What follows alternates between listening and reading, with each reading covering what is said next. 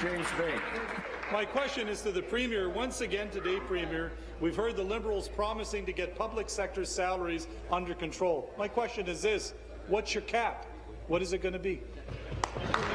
Minister of Government Services.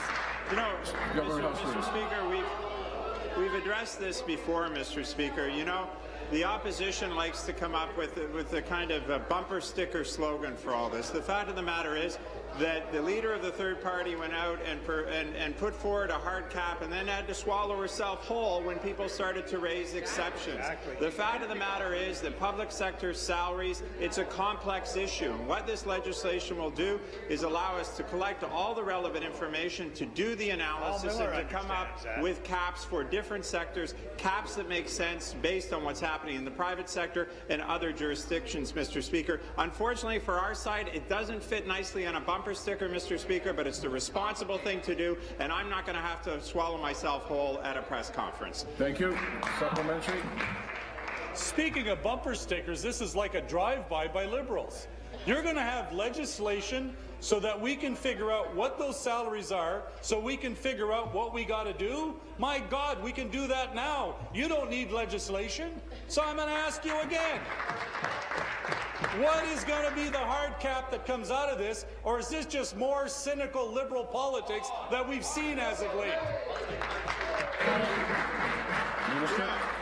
Mr. Speaker, I'm a little bit surprised. I guess the honourable member didn't watch his leader's press conference, because she went out and proposed a hard cap, and then someone brought up an exception. I believe it was a senior power executive, and she said, oh, well, we'll have to have exceptions for it. It won't apply there. I mean, the fact of the matter, Mr. Speaker, is that we have a range of leaders within the public service whose salaries need to be based on private sector comparators as well as comparators in other public sector agencies. As I said, Mr. Speaker, it's not simple, it doesn't fit on a bumper sticker, but it's fair and responsible, Mr. Speaker, to make sure that we have public sector leaders who are paid appropriately, Mr. Speaker, but are not paid excessively. That's what this legislation will do, and I look forward to the New Democratic Party supporting it so that we can get it through the legislature and get on with this work. Thank you. Final supplementary. I think people are going to find it hard to swallow this. This is coming from the same government who has been happy to burn money for years, is claiming they're going to put out the fire.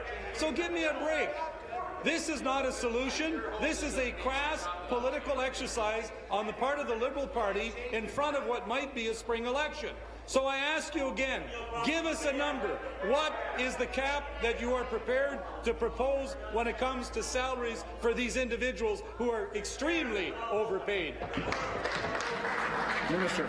As I say, Mr. Speaker, we will come forward with a set of caps depending on the circumstances, and I've answered that, Mr. Speaker. But what I was surprised is that my honourable friend didn't stand up and talk about the rest of the legislation that we propose to bring forward to this legislature and suggest that the New Democratic Party, I am hoping, will support them. It encourages things, Mr. Speaker, such as the putting online of expenses by cabinet ministers and the Premier, something that's done right now, but extends it, Mr. Speaker, to the leaders of the opposition and their staff. Something, Mr. Speaker, the Democratic Party has been a bit forgetful in doing over the past couple of years.